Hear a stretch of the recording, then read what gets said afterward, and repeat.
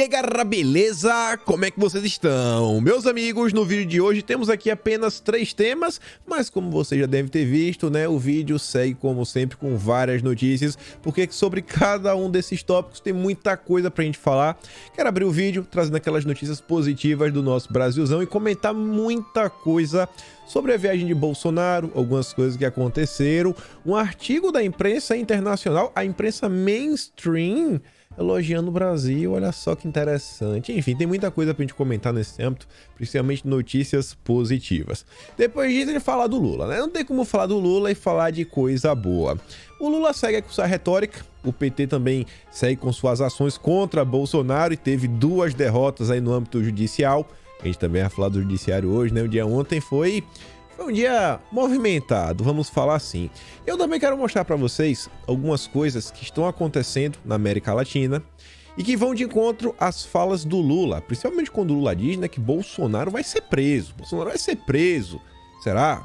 Pelo menos aí a turma da Globo diz que Bolsonaro parece que quer ser caçado. Segundo Merval Pereira, escreveu um texto sobre isso, eu quero comentar com vocês. Enfim, esse tópico aí é um capítulo à parte, muita coisa pra gente comentar. E o final, a gente continua e aí a gente cai de cabeça nas questões ligadas ao judiciário.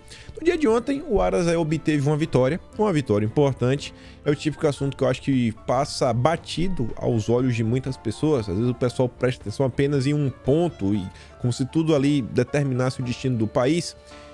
E eu acho que é uma questão muito interessante. Eu quero inclusive trazer algumas coisas para vocês que a gente já comentou no passado. E um passado, eu digo, é meio de 2020, tem muito tempo, na época era episódio 287, e a gente tenta olhar para alguns fatos com uma visão um pouco mais madura, né, tendo mais elementos, o tempo passou também, e vale a pena revisitar alguns assuntos, enfim, muita coisa pra gente comentar no vídeo hoje. Vamos começar que é para o tempo de falar sobre tudo. Um aviso rápido, o Notícias de Quinta, o segundo episódio já está no ar, eu acho que foi um pouco melhor do que o primeiro. Tivemos aí novas edições, né? Um trabalho assim mais apurado de imagem, vídeo, enfim, acho que vocês vão gostar. Até música agora nesse episódio, música ao vivo. Pelo menos era ao vivo quando a gente gravou, né? Enfim, o link tá aqui na descrição ou é só no canal do Quinto Elemento e assistir. Mas vamos começar. No dia de ontem, como vem sendo assim, né? Não vou falar como sempre, porque também não é todo dia, mas como vai sendo toda semana. Toda semana dá pra gente bater o martelo. Toda semana sai uma notícia sobre o resultado e a expectativa. E o resultado sempre ultrapassa as expectativas. E sempre de forma positiva. Pelo menos quando a gente fala do Brasil. Aí o Brasil traz aqui 2 informações ligadas ao varejo. Uma anual, a outra do mês de abril. Aí você vê, ó, vendas no varejo no Brasil varia 4,5% para mais. Anual em abril, né? Expectativa, 2,6%. O anual, 4,5%. Esperado, previsto, 2,6%. Quando você olha apenas o mês de abril, vendas no varejo no Brasil varia 0,9% em abril. E o que era esperado para o abril? O que era o previsto? 0,4%. O Brasil segue, né, como Paulo Guedes falou, vamos passar o ano revisando para cima. E aí parece que a Miriam Leitão vem fazendo escola. Dessa vez foi a vez do Vitor Azevedo do Infomani. Varejo surpreende positivamente em abril. Ele podia acabar aí, não. Mas, perspectiva para os próximos meses é menos animadora. Sempre tem que ter um mas, sempre tem que tentar jogar o brasileiro para baixo, diminuir a moral da tropa, né? É inacreditável, mas enfim, ele tá lá chorando lá, matéria do Infomani. A realidade é uma só. O índice de shopping cheio, né, e ruas movimentadas segue crescendo e o Brasil continua dando claros sinais de melhora econômica. No mesmo âmbito, confiança do empresário industrial tem maior nível desde outubro de 2021, diz a CNI. Indicador que mede a confiança com relação a indicadores atuais da economia brasileira não atinge os 50 pontos, que separa a confiança da falta de confiança. Mas tá aí, segue melhorando. Isso daqui é a Secom, apareceu no Twitter, com essa postagem que achei bem interessante, que é o seguinte, ó, chances mínimas da privatização avançar.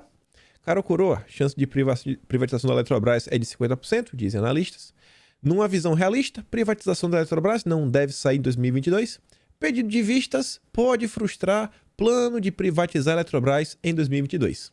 Aqui são matérias desse ano, 2022. E aí temos a realidade. Saiu, né? Dia 9, Infomani. Eletrobras é privatizada com oferta de 33,7 bilhões de reais na bolsa. A imprensa realmente ela torce para dar errado. Ela torce para dar errado, porque só assim para eleger o Lula. E sobre essa questão da Eletrobras, o Clarín, o maior jornal aí da Argentina, teve que comentar de forma positiva. O Balboa diz, até o maior jornal argentino reconhece os avanços do governo Bolsonaro. Ele diz, hoje aí Bolsonaro anota aí uma vitória bilionária, não é milionária, é bilionária, com a privatização da gigante Eletrobras. Vitórias, vitórias, vitórias. Falando sobre a ida de Bolsonaro lá nos Estados Unidos, né, na cúpula das Américas, a Folha de São Paulo fez aqui uma matéria e rapidinho as pessoas corrigiram, né? Como assim, vovós poderosas? Não são as tias do Zap. As tias do Zap estavam lá para receber o presidente. Eu achei interessante isso aqui, o pessoal trouxe lá no Twitter, né? Bolsonaro chega a Los Angeles e é recebido por tias do Zap lá de Las Vegas. Aí a Lili diz, o gabinete tá on. Aí tá aqui a foto de Bolsonaro com as nossas lindas tias do Zap. Brincadeiras à parte. Bolsonaro comentou sobre várias coisas interessantíssimas. Uma delas foi algo que inclusive a gente já comentou. Eu comentei naquele período que houve um evento em São Paulo. Foi um evento aí de 3 dias. Maior evento do meio ambiente, acho que realizado por um governo do Brasil nos últimos 15 anos. Não foi só o governo Bolsonaro, nos últimos 15 anos. E aí foi organizado em parceria com o governo, com o Banco do Brasil. Foi realizado no Jardim Botânico, lá no Rio de Janeiro. O ministro Joaquim Leite estava lá, fez um discurso de abertura fantástico, uns 8 minutos de duração. Comentei para vocês sobre várias coisas que estavam acontecendo, até coisa ligada a DSG, etc, que estava sendo discutido, enfim. E um ponto que eu bati bastante na tecla, falei para vocês, foi do projeto aí que vem sendo chamado Pré-Sal Azul. O que seria esse Pré-Sal Azul? É construção de um parque elétrico, né? Vai ser um parque eólico no oceano. E a capacidade aí de produção energética supera os 700 gigawatts. Hoje no Brasil a carga instalada é 219. Acho que dá quase 800. É basicamente, a gente está falando em 50 Itaipus.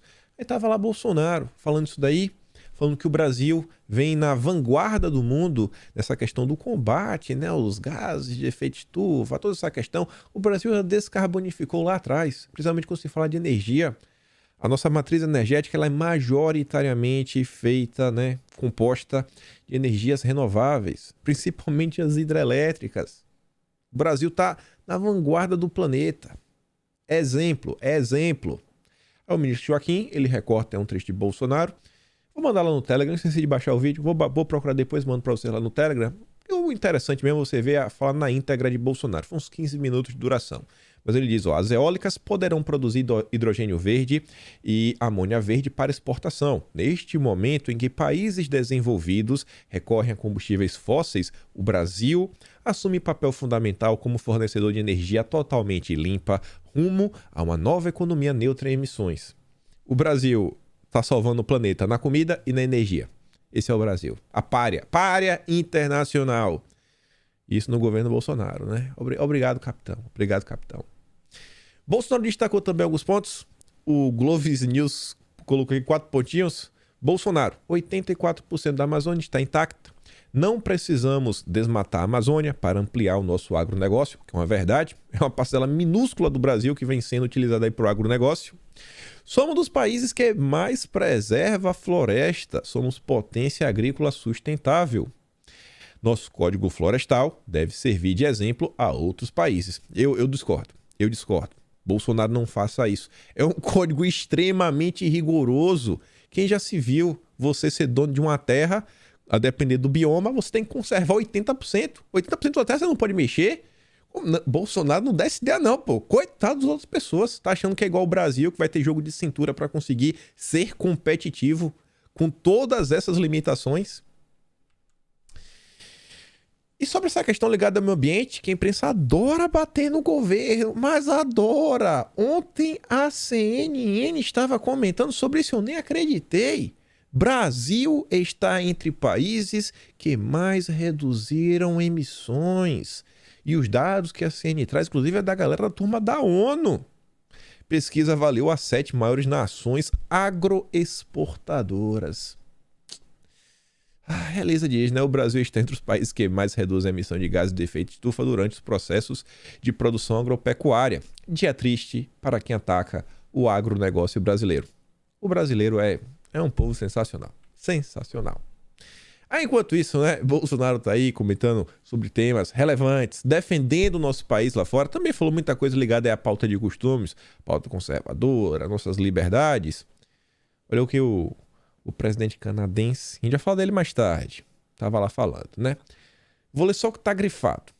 Todo mundo deve poder fazer suas próprias escolhas para seus próprios corpos. Basicamente está defendendo, né, o meu corpo, minhas regras, porque vocês devem saber, nos Estados Unidos está para ser derrubada aí uma questão, que é o caso lá do Roe e Wade, que é a tese, né, que abriu o caminho para a legalização, né, do meu corpo, minhas regras. Aí ele está lá defendendo isso, fazendo um papel dele de militante, né? Esse é o Justin. Aí vamos continuar. Ontem também, eita, foi uma notícia que deixou aí a oposição sem ter o que falar. A tão famosa aí OCDE aprovou o plano para o ingresso do Brasil na entidade. É o Brasil deixando para trás as alianças com ditaduras socialistas e consolidando parcerias benéficas para a nossa nação. Trabalhamos duro para viabilizar nossa entrada na entidade, reunimos apoio de todos os países membros e estamos finalmente sendo reconhecidos. Este avanço que cresceu no meu governo demonstra mais uma vez a discrepância entre as narrativas de parte da imprensa e a realidade dos fatos. Imaginem se a imprensa jogasse... Não precisava jogar a favor. Não precisava ser pra chapa branca, passar pano. Não, deixa pra gente. Era só trazer os fatos sem mas, tentando descredibilizar o Brasil. Fábio Van Garten, ele deu um RT aqui no Guga Chakra que tava dando chiliquezinho, né? Fazendo uma perguntinha retórica. Bolsonaro classifica como fantástico encontro com Biden e acrescenta ter ficado maravilhado com o presidente americano. Também adotou o tom bem conciliatório e amistoso em relação a Fernandes da Argentina. Como reagirá sua base trumpista ideológica? Bolsonaro agora tem uma base trumpista. É isso que ele quer falar? O Van Garten responde, achei sensacional a resposta dele, que é o seguinte, ó. Para a base de Bolsonaro, zero novidades. O presidente Bolsonaro sempre mostrou separar bem suas posições políticas de seu papel como chefe de Estado. Quer uma prova melhor? Quer dizer, uma prova melhor não é prova nenhuma, né? Quer uma prova de como Bolsonaro sabe separar as coisas? Todo o apoio que Bolsonaro deu para o Brasil, independente se era governador petista, PSDBista, do Novo, etc., durante aí todo o período da pandemia. Todo o auxílio em forma de dinheiro, em forma de força de tarefa, né? De pessoas, serviços, tava lá Bolsonaro. Independente. Tá tendo lá chuva no Recife? Vamos mandar a turma lá. Pô, mas a turma lá é do Lula. Manda o povo lá. Sabe separar as coisas. A turma da Globo que não sabe, né? O Van Garten diz, eu tenho que perguntar como a turma da Globo, que demoniza, está reagindo após mais uma demonstração clara de pragmatismo e liderança do presidente. Ontem, Bolsonaro aí, na verdade, Bolsonaro não, né? Ontem a Record, TV aberta, transmitiu aí Bolsonaro durante os 15 minutos. Jornal da Record, TV aberta, marcou 7,5 pontos de audiência. Ontem eu conversei com muita gente, ouvi muita coisa. E a galera aí atribuiu a ida Bolsonaro na TV e já uns primeiros passos do Fábio Van Garten. Tava ali atrás, né? Então, Van Garten, se estiver assistindo o vídeo, parabéns. Eu acho que todo mundo espera é que a TV, né? Não precisa elogiar. Só dá espaço, só mostra na íntegra, deixa a população julgar se Bolsonaro tá fazendo certo, tá fazendo errado. Não precisa passar pano nem nada. Parabéns aí pelo esforço. Fazia tempo aí que a gente não vê, acho que via Record, né, dando um espaço aí para Bolsonaro. Mas enfim, vamos continuar. Sobre Bonorinho ainda, e aqui eu vou trazer esse daqui porque a gente vai falar do artigo internacional, que tem total relação com esse tweet.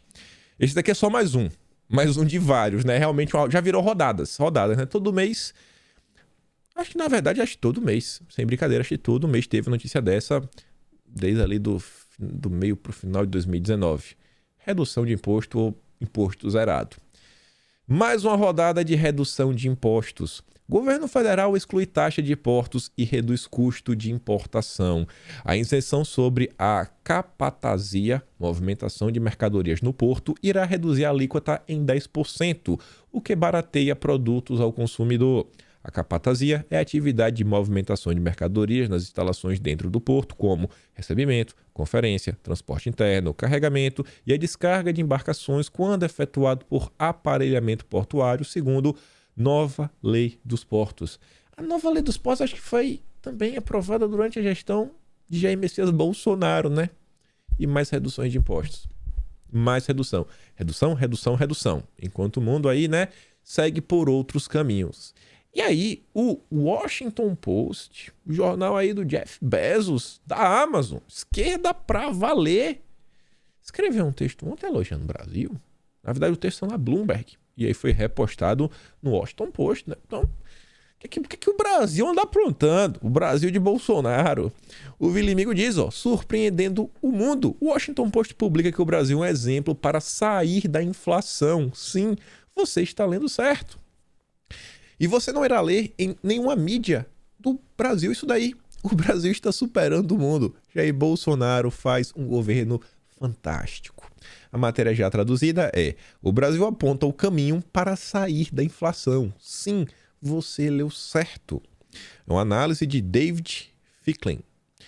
Procurando dicas sobre como tirar o mundo de seu atual estado inflacionário, você poderia fazer pior do que recorrer a um país cuja moeda vale menos de 1 trilionésimo de seu valor no início dos anos 1980. Aí ele falou o seguinte: em um momento em que a maior parte do mundo está agravando os problemas de cadeias de suprimentos quebradas e aumento dos preços da energia ao impor tarifas sobre as importações, o Brasil, de todos os países, está se abrindo ao comércio.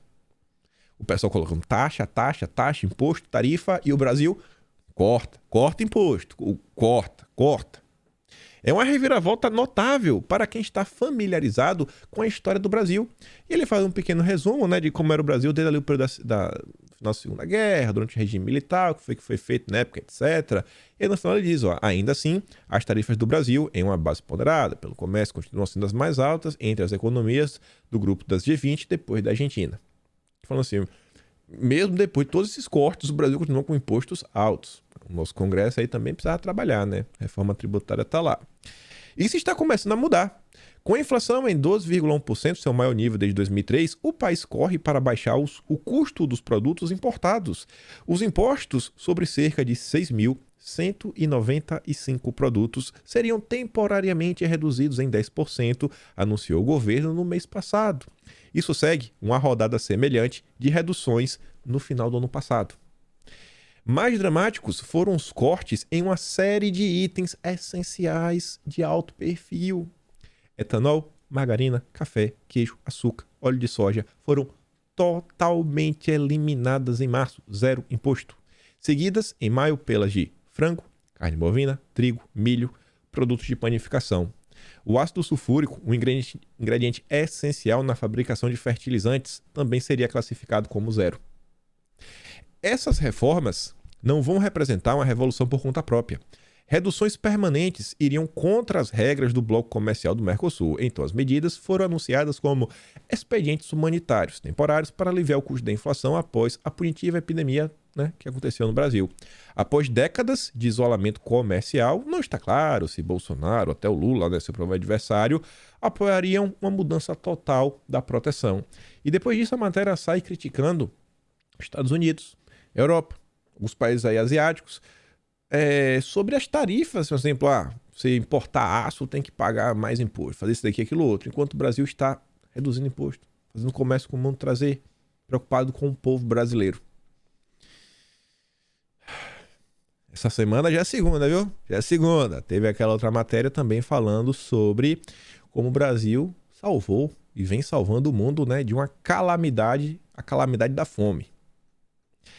Já que a gente falou aí, né, internacionalmente, coisas internacionais, acho que vale a pena pontuar. É uma coisa que a gente está falando nos últimos dias, que é o ferrogrão. O Amazônia Azul fez aqui de volta no túnel do tempo. Agora ele foi muito longe, 1975, revista Manchete. Na década de 70, quando se abriu diversas estradas na região amazônica, houve uma grande resistência dos americanos. Quanto menos infraestrutura, estradas, ferrovias e hidrovias, menos Estado presente, mais tráfico, biopirataria e minério ilegal. Aí eu quero destacar só algumas coisas para vocês. Ó. Primeiro lá em cima. Um livro publicado nos Estados Unidos acusa o Brasil de ter alterado o meio ambiente da terra ao rasgar estradas na Amazônia. Em depoimento exclusivo para a Manchete, o ex-ministro dos Transportes responde a essas denúncias. Aí tá lá, ó, a Transamazônica é uma trincheira contra as ambições estrangeiras. Já comentei sobre isso, né? Se você não tem logística, você não tem nem como levar lá o exército para tentar defender a nossa soberania. Ou uma possível invasão. Se acontecer, ninguém espera isso. E esse parágrafo que eu dei um zoom. Floresta Amazônica, do Inferno Verde para o Deserto Vermelho. Interrogação. É uma pergunta e o título que Goodland e Irving colocaram no livro que está tendo o maior impacto nos Estados Unidos. Segundo eles, a política rodoviária do governo brasileiro, notadamente a Transamazônica, constitui um atentado ao meio ambiente da terra. A tese dos americanos é que, sendo a floresta amazônica o pulmão do mundo. Olha que narrativa baixa. Todo mundo sabe, o pulmão do mundo nunca foi e não vai ser a floresta amazônica. Os plânctons aí nos mares são muito mais importantes aí nesse aspecto. 1935, a mesma narrativa.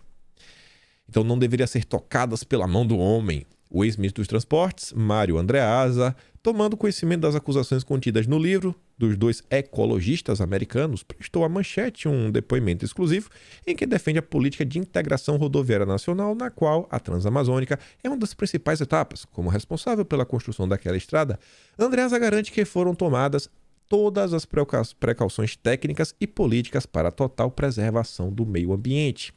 Isso falou que está aqui, ó, em letras garrafais. Para Andreasa, a Transamazônica foi combatida por aqueles que negam ao Brasil o direito de ocupar seus vazios geográficos na luta pelo desenvolvimento. Os anos se passaram e eles continuam contra. Agora eles estão contra a Ferrogrão. Não pode ter, não pode ter, não pode ter. E sobre a Ferrogrão, a gente fez esse assunto para a gente começar a falar do Lula daqui a pouquinho. O Amazônia Azul também trouxe isso daqui, ó. Sobre a dificuldade de fazer a Ferrogrão, apenas leia este relatório. É isso que eles querem que se mantenha. Ele traz aqui o relatório, Inland Navigation in the United States. Ele coloca aqui o texto em inglês e ele também já trouxe a tradução. Tudo grifado, graças a Deus, né? Texto do relatório, Inland Navigation in the United States, preparado pela Universidade de Kentucky, Tennessee, novembro de 2014. Fala, né? Em 2013, estimava-se que o Brasil ultrapassaria os Estados Unidos como o maior produtor do mundo de oleaginosas e produziria 90 milhões de toneladas de soja. Enquanto grãos brasileiros e a oleaginosa possuem menor custo de produção, a natural ineficiência da infraestrutura de transporte do país deu aos produtores dos Estados Unidos a vantagem de preço no mercado mundial. A maioria da soja e milho brasileiros devem ser embarcados entre 1.000 e 1.500 milhas, entre 1.600 e 2.400 quilômetros de caminhão antes de chegar a um meio de transporte mais eficiente. No Brasil, sai mais barato produzir, mas na hora que você coloca o custo de logística, fica mais caro. Não pode ter ferrogrão. O agronegócio brasileiro não pode ficar ainda mais competitivo.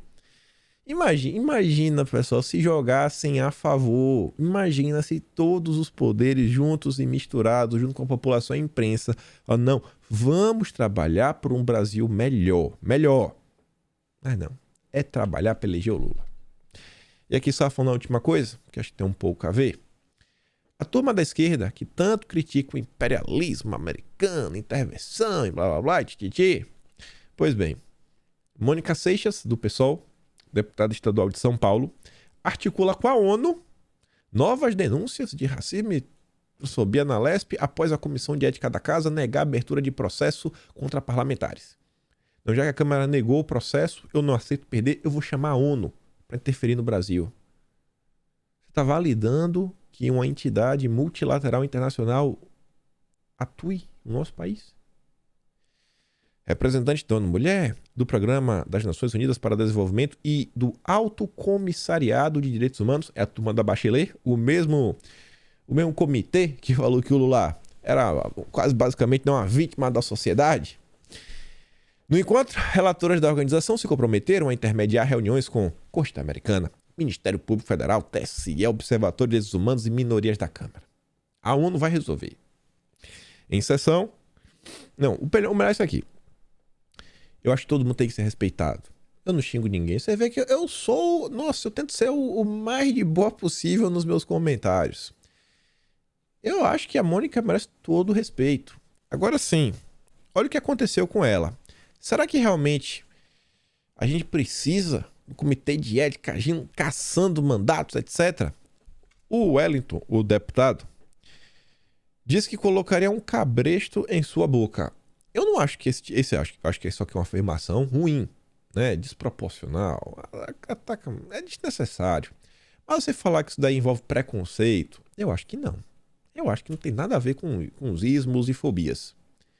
Já o Gilmar Malci chamou a deputada de louca. Aqui foi só uma ofensa. Foi uma ofensa, eu também não acho que tem a ver com esses dois preconceitos lá atrás. Questão de pele ou orientação sexual, enfim, né? E apontou o dedo para o nariz dela. Pô, e vai chamar a ONU, interferindo no Brasil. Cara, gente, acho que tá muito desproporcional, né? Tá muito desproporcional. Mas, sendo do pessoal, não tem como esperar muita coisa diferente, né? Eu vou falar do amigo do pessoal, o Lula. Lula tá de quarentena ainda, mas já tá com agenda, já tá programando a agenda. Aí você pensa, pô, será que o Lula agora vai pisar no meio do povo? Não. Mas ele não vai fazer uma visita pro Rio Grande do Norte. Ele não vai participar de uma feira? Vai. Mas não vai se encontrar com o povo? Não vai. Você vê, ele vai pra Feira Nordestina da Agricultura Familiar e Economia Solidária. Bom, quando se fala no Brasil de agricultura familiar, normalmente é um negócio que tem viés. E economia solidária é um nome muito democrático, né? Muito democrático. Você também... Natal, Rio Grande do Norte, Fátima Bezerra, né? PT. Lula ligou para Maria Fernanda Coelho, quem é subsecretária do Consórcio Nordeste, do Gabas, para avisá-la da visita ao evento de agricultores familiares, representados por sua cooperativa, associações, beleza, comunidades tradicionais, movimentos camponeses, tá vendo quem é da MST? É da MST e sindicais. Movimentos camponeses, MST. Sindicais, a CUT. O Lula vai em um evento da CUT, do MST, e o Lauro Jardim tá divulgando isso. Por que o Lauro Jardim não coloca na manchete, né? Lula vai se encontrar com o MST lá no Rio Grande do Norte. Baita agenda. Baita agenda. Nossa, sensacional. Boa. Mas a Globo tem que dar aquela maciada, né? A gente sabe aí da aliança.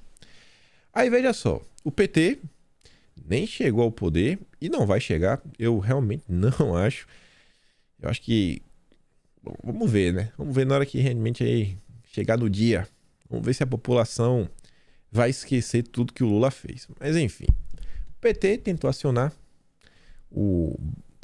Bolsonaro aí, o PL, etc. Por quê? Bolsonaro tinha ido na Assembleia, tinha comentado algumas coisas, na verdade foi o pastor. O PT, que disse que quer se aproximar dos evangélicos, dos cristãos, entrou com ação contra o pastor, o líder da Assembleia de Deus, tá lá, ó. E a ministra do Tribunal Superior Eleitoral não vê propaganda antecipada e rejeita a ação do PT contra Bolsonaro e líder da Assembleia de Deus.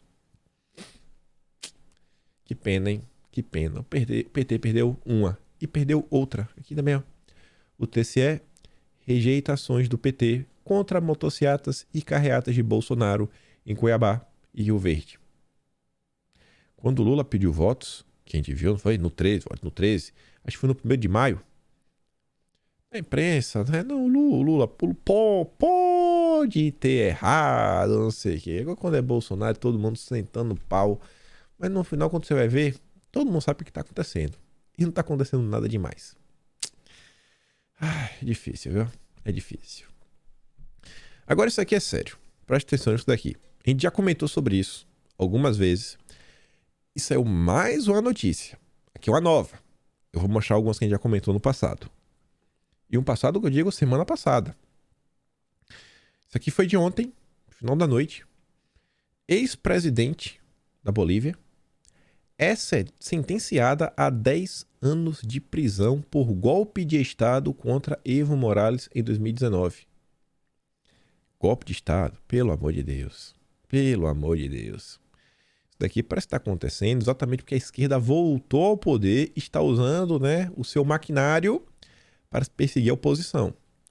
O Porciúncula fala o seguinte, ó, Evo Morales, o cara que toca o terror aí, né, na extrema esquerda, conseguiu aparelhar todo o Estado boliviano, principalmente o judiciário.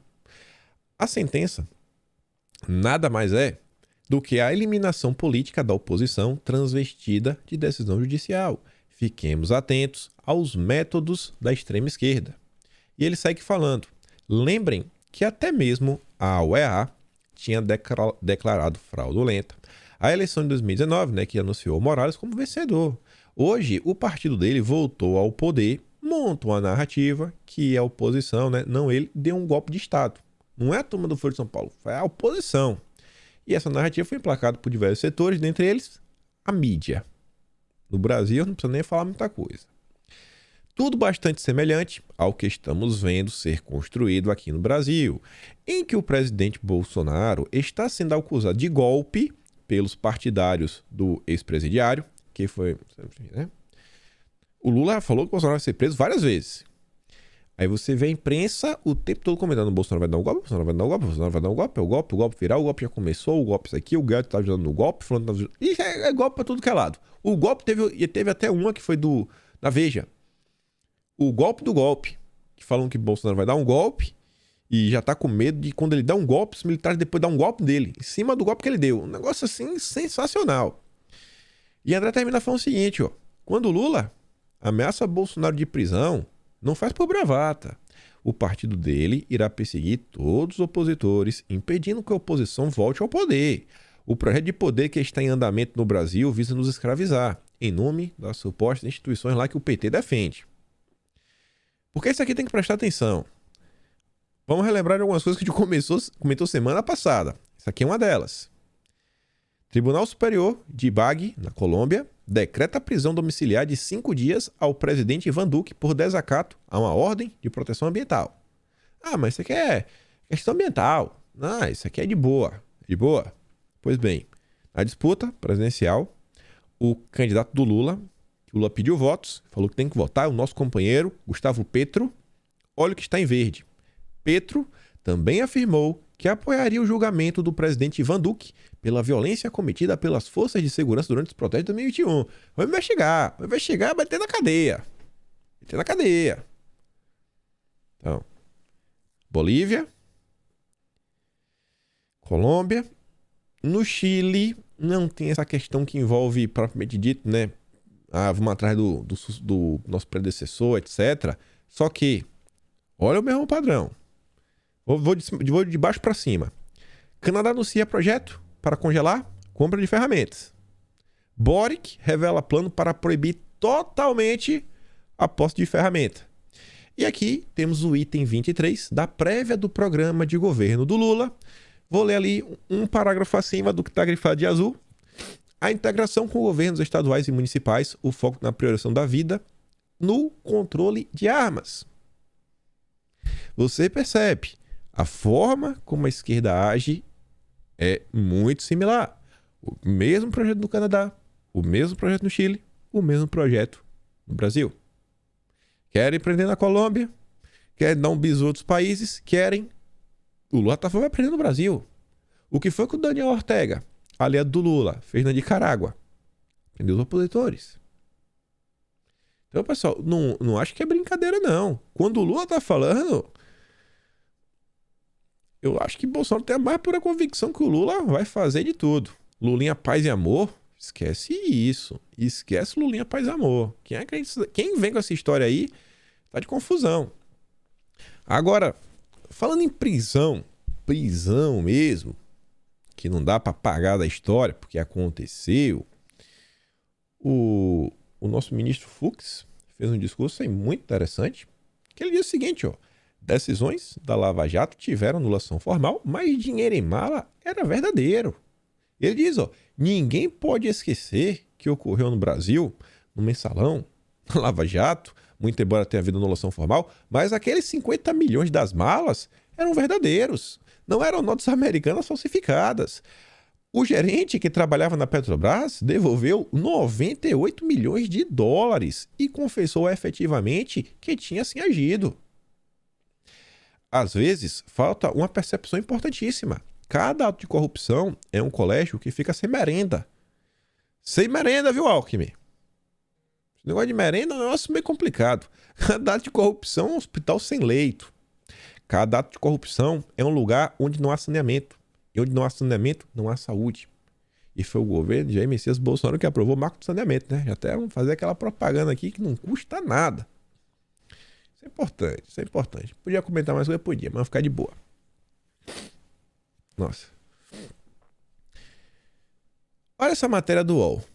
Eu vou depois mostrar duas matérias da Folha de São Paulo. Polícia apura se vereador do PT usou dinheiro de esquema com PCC em eleição.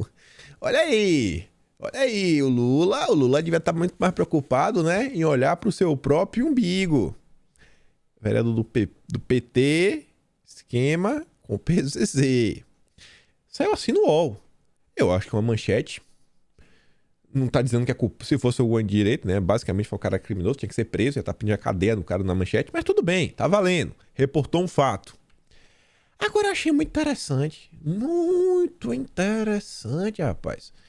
A Folha de São Paulo soltou duas notícias sobre o tema. Olha a primeira. A Prefeitura de São Paulo vai abrir investigação sobre caso que envolve empresas de ônibus, PCC e vereador. Não tá faltando um dado extremamente importante, que é o vereador do PT? Será que a Folha de São Paulo não tinha espaço no título, né? Não, acabou aqui os caracteres. Não dava para escrever do PT? Bom, na matéria abaixo, vereador acusado de elo com PCC em São Paulo de ser vítima e pede respeito a mandato. Já é uma matéria passando pano pro vereador. E não fala que é vereador do PT, né? Tem que comentar com o assunto, porque saiu até o SBT, que não é assim famoso pelo seu jornalismo, tem um vídeo lá do SBT News comentando sobre isso, sobre esse caso. Mas tu já viu, rapaz? É o vereador do PT. No subtítulo até coloca, né? Polícia lançou operação que vincula PCC, Transunião e Senival Moura, entre parênteses PT. Você já imaginou se fosse, cara, o primo da mulher, do amigo, do tio, do assessor de um deputado governista? Não precisa nem ser bolsonarista, governista. Você pegou aí o fio, nem eu mais lembro. Eu tenho certeza que ia estar lá. E lá, Bolsonaro, aliado de Bolsonaro, tem o primo, do amigo, do tio, da mulher, do irmão, do assessor que tem esquema com o PCC. Ia botar Bolsonaro. Como é do PT, não pode. Folha de São Paulo. Jornalismo, né? Nossa, independente. Seguindo esse negócio aí que tá falando de prisões, etc, né? Questões judiciais contra Bolsonaro. Além dessa narrativa de golpe, o pessoal tá começando a falar de cassação aí para um lado, cassação para o outro. Primeiro foi um antagonista, a gente comentou em vídeo, não sei se foi no vídeo de ontem, mas a gente comentou nos últimos 2 dias, que falava lá que, ó, se Bolsonaro for cassado aí, a chapa Simone Tebet de Tasso Gereissati pode disputar com Lula. É quase uma torcida, né? Tá bom. E aí ontem foi a vez do Merval Pereira. Aquele que Bolsonaro fez uma piada em 2018, né? Quando ele foi lá na Globo News, metendo a canela em TV aberta, né? Coçando a canela. Eu fico coçando o nariz, Bolsonaro tava coçando a canela. Lá na Globo News. E aí ele falou uma coisa pro Merval Pereira lá no dia. Não lembro como foi que foi. Foi uma brincadeira sobre a orientação dele, né? Ele falou, não te conheço, mas enfim. Aí o Merval, vou ler que já tá aqui de engrifado, fala o seguinte, ó. Muita gente acha até que ele será impedido de se candidatar. Muita gente quem? O jornalista da Globo, o antagonista? Quem que pensa isso daí? Ninguém sem consciência, né? Há também pessoas na política achando que Bolsonaro poderá ser cassado antes do final da campanha ou vai fazer campanha nesses moldes, disputar a eleição e ser cassado depois de eleito caso aconteça. Quem que acha isso? O PT? O Lula, né? Tô desejando isso. Se continuar essa toada, é porque quer arranjar um jeito de ser caçado antes de perder nas urnas. Está ficando claro que está provocando. Ué. O problema é que o caso dele passa pelo PGR Augusto Aras, que está extrapolando demais. Ainda está com raiva do Aras. O Aras está extrapolando. Por que está extrapolando, rapaz? É só narrativa da cabeça de jornalista. Isso porque o Merval Pereira faz parte, inclusive, da Academia Brasileira de Letras. Esse é o padrão. Esse é o padrão. Tá vendo? Olha o que aconteceu lá na Bolívia. Sempre o papel da imprensa na hora de criar narrativa, né? Que aquela narrativa depois se transforma em uma movimentação político-jurídica. Tá aí. O Globo, o aliado do Lula. E já que ele falou do Aras, tem isso aqui, rapaz. Isso aqui eu quero comentar de forma assim bem por alto, porque isso aqui é aquele típico assunto que todo mundo sabe o que está acontecendo. Só para não deixar passar em branco. No dia de ontem, o ministro da Defesa enviou um ofício. Falou assim, a gente quer poder participar de forma mais ativa do processo eleitoral. Já teve uma resposta também, o pessoal falou, não, beleza, bacana, vamos tentar sentar, conversar, vamos tentar trabalhar juntos para um Brasil melhor, por eleições mais seguras, etc. Minha torcida é que, pelo amor de Deus, que as coisas se resolvam, sabe, da melhor maneira de todo para todos os brasileiros. Todos os brasileiros. Então, essas eleições prometem. Essas eleições prometem, meu Deus. O Ramagem fala o seguinte, ofício do Ministro da Defesa, né? As Forças Armadas buscam contribuir por um país com eleições justas, democráticas, transparentes. Divergências devem ser discutidas entre equipes técnicas, não bastando participação de observadores nacionais e estrangeiros do processo eleitoral. O que eu sempre falo para vocês é, gente, parcimônia, coloca o pé no chão, não vai na manha, sabe? Se você tem lá seus interesses, suas pautas, acho que a maioria das coisas que a direita deseja, eu acho que elas fazem muito sentido, eu apoio a maior parte, mas vai na manha. Não vai na... vamos gritar, vamos expor, vamos falar duro. Normalmente se volta contra a gente. Eu comecei falando do Aras ali, no Merval, né? E tá ali a fotinha do Aras, tem até o muro do plano de fundo, não é aleatório, ele ia falar muita coisa. Isso daqui é um tema que muita gente não presta atenção, porque não tem o mesmo hype, mas isso aqui é extremamente importante. Ainda mais quando você olha isso no fluxo do tempo. Quando você vai olhando assim, os eventos que já aconteceram no Brasil, as mudanças, algumas vitórias, principalmente conquistadas por Bolsonaro. Principalmente vitórias no âmbito judiciário. Já falei isso com vocês algumas vezes, né? Que é o seguinte, o pessoal fala, não sei o que, etc. Mas a turma que às vezes gosta de provocar, etc., cria confusão. Enquanto isso, Bolsonaro, que muita gente critica, a meu ver, pelo menos, é uma pessoa que realmente vem conseguindo trazer alguns resultados reais, mudanças em vários pontos que eu acho que vários setores da população brasileira querem ver mudança. Um exemplo deles é o judiciário. Já falei sobre o Aras e a gente vai falar bastante dele aqui hoje. Saiu lá no Globo ontem a vitória de Aras no Conselho Superior do Ministério Público Federal. Isso daqui é um tema que desde 2020 estou cobrindo relativamente assim, não de perto, né? Mas venho comentando os principais assuntos.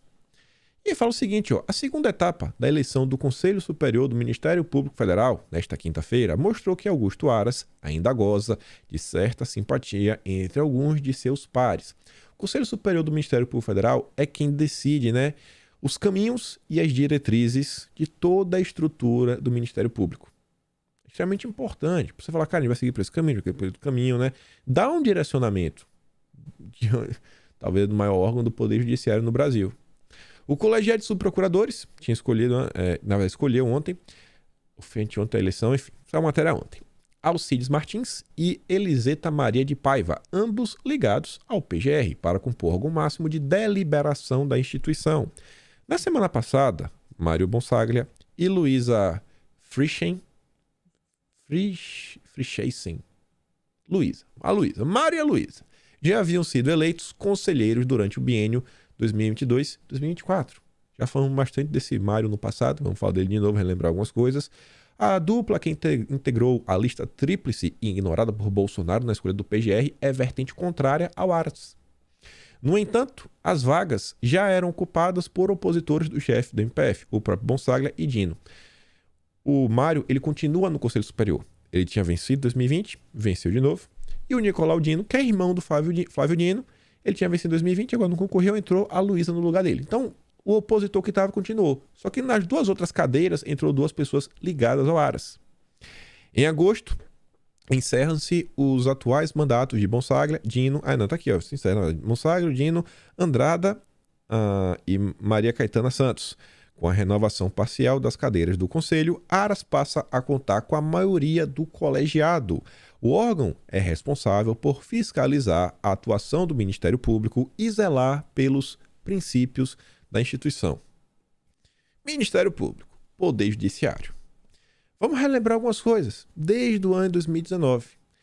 Quando Bolsonaro tentou colocar o Aras, primeiro ele sofreu uma resistência da base grande. Quem não lembra do Nando Moura, né? O petista na PGR, falando inúmeras groselhas. E o Aras, ó, ele tem um... Ele é, sei lá, tem um livro com você. O Aras aí, o Aras. E a gente viu ao longo desse tempo que não teve nada disso. Nada disso. Acho que se teve alguém com atuação assim, técnica, bem arrojada, invejável, acho que é Augusto Aras. Acho que foi uma das melhores nomeações aí que Bolsonaro fez. O antagonista, em 9 de setembro de 2019, o protesto em Brasília contra a nomeação do Aras tinha quem? O Mário Bonsagra e a Luísa, que foram para um conselho superior. Olha a batalha. O Aras está lá no conselho, é o PGR, com duas pessoas que estão fazendo protesto contra ele. Olha as resistências internas para fazer algum tipo de mudança. Tá lá, os procuradores presentes se misturando aos jornalistas que cobriam o ato. Jornalismo cobrindo o ato. O antagonista nem se fala. 18 de julho, um pouquinho antes, primeiro da lista tríplice buscou apoio de Moro, o Mário Bonsagra. Era o candidato do Moro. Era o candidato do Moro. Imagine se Bolsonaro tivesse dado ouvidos. Não, eu vou botar o candidato do Moro. Vai lá. A população... Olha, mas Bolsonaro apanhou da direita na época. Se lembra? Bolsonaro, isso aqui. Tinha gente que falava até Deltan na PGR. Bolsonaro não ouviu nem o Deltan, nem o Moro, colocou o Aras. 8 de junho de 2020. Aqui foi no período que teve a eleição, o Aras teve uma derrota. Acho que não foi, na verdade, foi 30 de junho. Foi um pouco depois daqui. Que aí o Nicolau e o Mário assumiram duas cadeiras no Conselho Superior. E em 2020, sai a seguinte notícia, ó. Revolta contra Aras une diferentes grupos do Ministério Público Federal em momento de disputa na corporação. Falava, manifesto da maioria dos procuradores. A renovação na estrutura do MP acontece num momento ruim para Aras. Na semana passada, o manifesto de procuradores atingiu a marca de 655 assinaturas ao pedir que o Congresso inclua na Constituição o mecanismo da lista tríplice. Basicamente, o MP vai ser um órgão autorregulado, porque são os procuradores que elegem quem governa eles. Jamais vai colocar alguém do contra, né? Jamais. E aí mostrava, ó, do pessoal dos direitos humanos a Lava Jato. A gente comenta aqui algumas ações que a gente fala, pô, isso aqui tem um alinhamento tão próximo com a esquerda, tipo quando o Ministério Público abre um processo contra a escola, lá no interior de Minas Gerais, que deu um pequeno folhetim informativo aos pais de coisas que eles não consideram tão boas. Uma escola confessional católica. E aí o Ministério Público abriu lá, né? Meio milhão de indenização, ele ia ter que fazer um trabalho combatendo preconceitos, crianças. O Aras sofre uma pressão dessa área. Inclusive tá lá Débora Duprá, lá no final. Os lavajatistas também aí fazendo pressão contra o Aras. Então, quando eu digo para vocês, eu falo assim, gente, para mim a questão judiciária é uma questão muito mais complexa. Até falo, gente, acho que tem que discutir uma questão realmente maior, uma reforma do judiciário, né? Não sei, um aprimoramento. O próprio PT até tá falando isso daí, né? Uma reforma. O Moro falar disso daí também. O próprio ministro, o Supremo Gilmar, uma live com o Lira lá no Coro também falou sobre isso no passado. Não acho que é assim, tá tudo resolvido. Vamos tirar uma pessoa e tudo resolveu. Aí o tempo avançou um pouquinho. Membros do Conselho Superior do Ministério Público Federal pedem demissão de número 2 do Aras. Por que isso aconteceu? Olha a importância desse conselho. Pediram, né, que o Procurador-Geral Augusto Aras demita seu secretário-geral, o subprocurador-geral Eitel Santiago Brito Pereira. Era um cara mais à direita. Os integrantes aderiram ao pedido já feito na terça e ganharam apoio de outros 254 membros do MPF. Em ofício enviado a Aras, os procuradores reclamaram de uma entrevista em que Eitel disse que as forças-tarefas do Ministério Público Federal atuam às margens da lei e que Moro fez vistas grossas às ilegalidades da Lava Jato. Não, tem que derrubar esse cara, não pode ficar aí, etc. Olha a pressão. que o próprio Aras que tá lá vem sofrendo. Aí você vê o Mário Bonsaglia e o Nicolau Dino, isso aqui foi o print de vídeos da época. Isso daqui foi um diálogo de 2017 entre o Deltan Dallagnol e o Carlos Fernando dos Santos Lima, onde o Deltan falava que o Cláudio Dantas havia entrado em contato com ele para saber quem que ia ser o candidato da Lava Jato para o antagonista poder entrar em campo aí, né? Tá aqui, ó. Cláudio Dantas do antagonista quer saber quem é a força-tarefa, gostaria que fosse o próximo PGR. Lá no final, o Carlos fala de Nicolau e Mário. Nicolau Dino e Mário Bonsaglia. Aras diz que Lava Jato não é órgão autônomo e critica a possibilidade de virar instrumento de aparelhamento.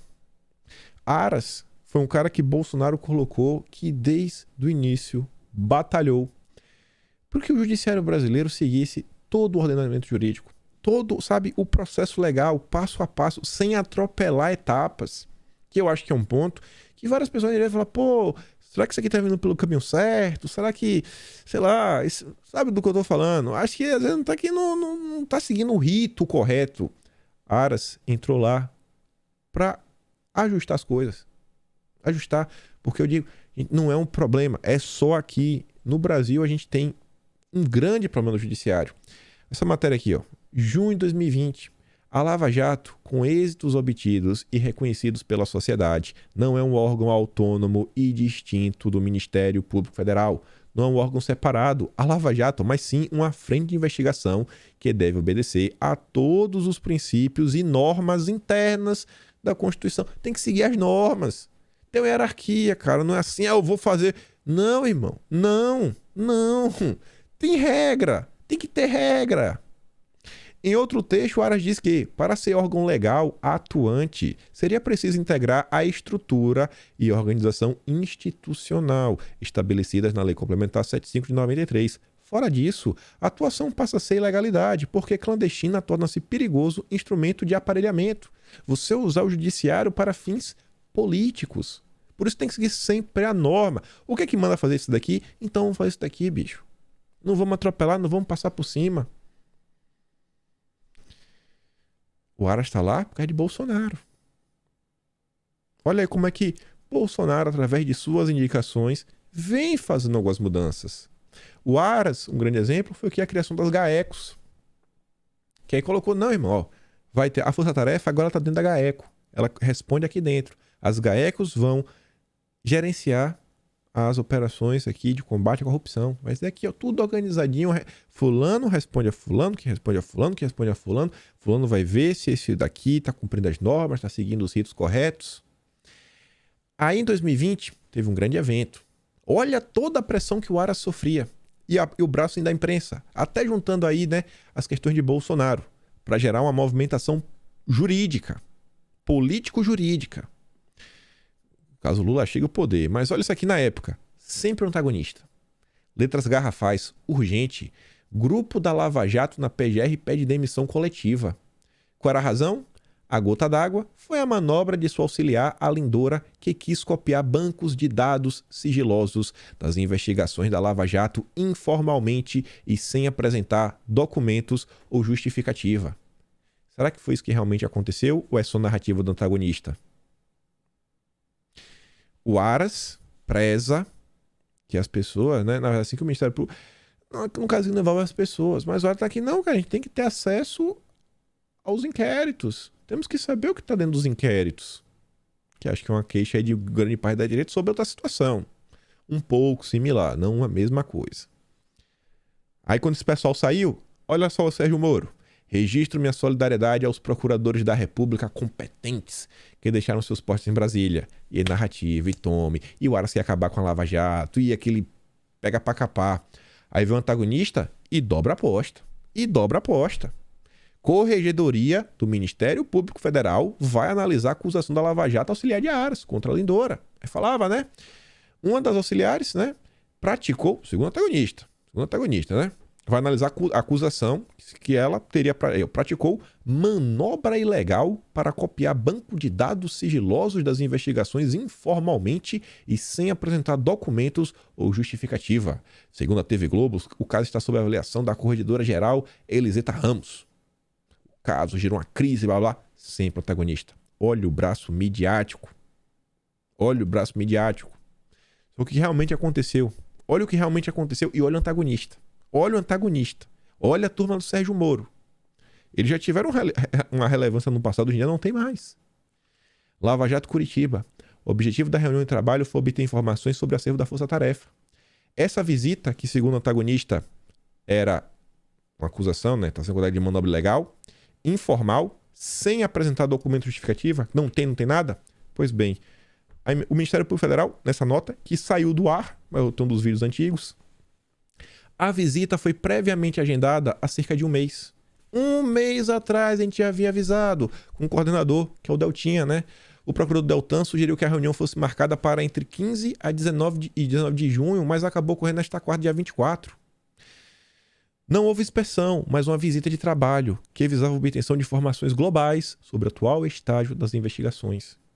Não se buscou compartilhamento informal de dados, como aventado nas notícias da imprensa, mas compartilhamento formal com acompanhamento de um funcionário da Secretaria de Perícia. Por fim, a solicitação de compartilhamento de dados foi feita por meio do ofício datado de 13 de maio. 13 de maio. 13 de maio. E você vê, o ofício de 13 de maio, mas só vai em 24 de junho. E só foi isso por quê? Porque Deltan solicitou que esperasse o retorno das férias. Estava de férias. E o que foi feito? O Aras, na época, chegou inclusive a apresentar o ofício. Estava lá o ofício. O antagonista pediu desculpa? Não. O antagonista falou que errou? Não falou. Olha o esforço, um pequeno esforço, só para você ter acesso. Imagina, gente, a gente está falando do Procurador-Geral da República ter acesso a material, inquéritos do próprio Ministério Público Federal. A gente tem uma galera que fala, pô, a gente não tem acesso a isso aqui, eu queria ter acesso àquilo outro. O PGR não tinha. Você consegue ver como a questão do judiciário é uma questão muito maior? E aí o Aras, olha as batalhas que o Aras foi enfrentando, indicado de Bolsonaro. Olha a participação sempre do antagonista. Em guerra aberta contra a Lava Jato, o PGR também chamou operação de caixa de segredos. Aí dizia, está claro que a unidade que Aras quer implica destruir a Lava Jato. Ele não quer, irmão. Ele não quer. Ele quer unidade, ele quer que tenha uma hierarquia. Fulano responde o ciclano, que blá, blá, blá. Segue a linha. A Lava Jato foi a maior operação de corrupção que o Brasil já teve. O mais interessante é o primeiro parágrafo. O antagonista recebeu em primeira mão. Óbvio. Todos os vazamentos sempre vinham pelo antagonista. Era o parceiro da Lava Jato. É uma nota em defesa da Lava Jato e repudiando as declarações de Aras. O comentário do Pozobon ocorre depois de Aras, por meio de nota, afirmar que a Lava Jato é um órgão autônomo e que não pode se tornar instrumento de aparelhamento. Aí vem o Pozobon, Lava Jatista. A independência funcional não é um luxo. Não, irmão, você pode trabalhar se eu quiser, se não é capacho. Agora sim, tem hierarquia. Tem hierarquia. Tem hierarquia. O Aras é o PGR. Olha essa montagem. Exterminador da Lava Jato. Parlamentares do Podemos que sonha com Moro. Olha como isso aqui envelheceu bem. Olha como envelheceu bem. Ou não, né? Aqui era uma fala do Girão, que financiou inclusive a viagem do Moro lá para as Europa, né? Para as Europa. A Lava Jato é uma das operações mais bem-sucedidas da história. O que se espera de um Procurador-Geral da República é que ele fortaleça dentro da lei a continuidade dessas operações. O Aras está lá desde 2019 tentando organizar o meio de campo. Desde 2019. Muita coisa mudou dentro do Ministério Público. Muita coisa. Graças à indicação de Bolsonaro. Sempre o antagonista. Olha o Carlinhos, que estava com diálogo com o Deltan. O PGR atenta contra a independência das investigações. O Carlinhos, hoje colunista da Cruzoé, daqui em junho de 2020. Sempre antagonista, gente. Sempre antagonista. A diligência da PGR para recolher informações e dados sem justificativa, ele tem um ofício. mesmo com o ofício, um documento formal, negando na cara dura. Na cara dura. Se pro PGR é essa dificuldade, imagine pro ser humano comum. Imagine pro ser humano comum que depende do judiciário brasileiro. E aí vocês conseguem... Quem é de direito, vocês não vão nem continuar. Nada na Lava Jato é ilegal.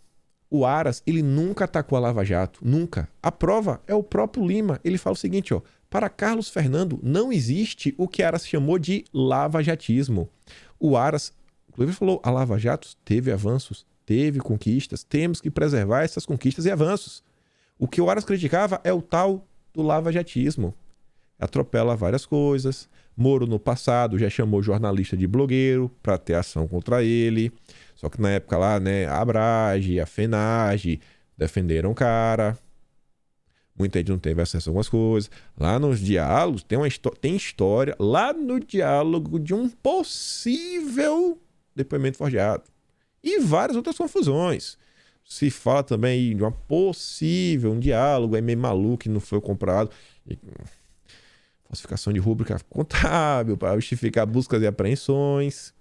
Tanta coisa que a gente vê hoje. Veio de lá. Veio de lá. E para chegar aqui quase ao final do tema, que dá para amarrar muita coisa, no mesmo período, o Conjur, ele soltou uma matéria que continha a nota do Ministério Público Federal. Enquanto eu estava procurando a nota do Ministério para tentar pintar ela mais bonitinha, né? Não assim de azul como do vídeo passado. Aí eu achei essa matéria. A matéria se chama Procuradores de Curitiba desafiam e colocam-se acima da PGR. É uma narrativa completamente oposta do antagonista. Você vê. E o Conjur, ele tem espaço para comentários. Aí eu li os comentários. E olha, alguns comentários. Óbvio, tem comentário também defendendo a turma da Lava Jato.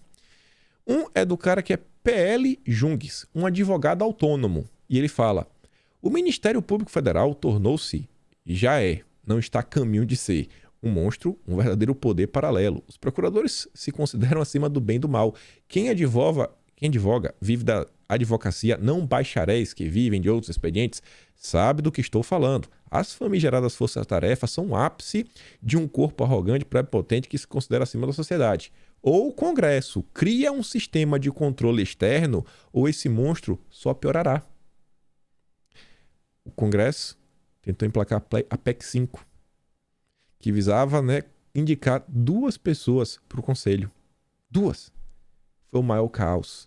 Foi o antagonista, foi o Moro falando que era a PEC da vingança. É a PEC da... Não pode, a PEC da vingança, a PEC da vingança, a PEC da vingança.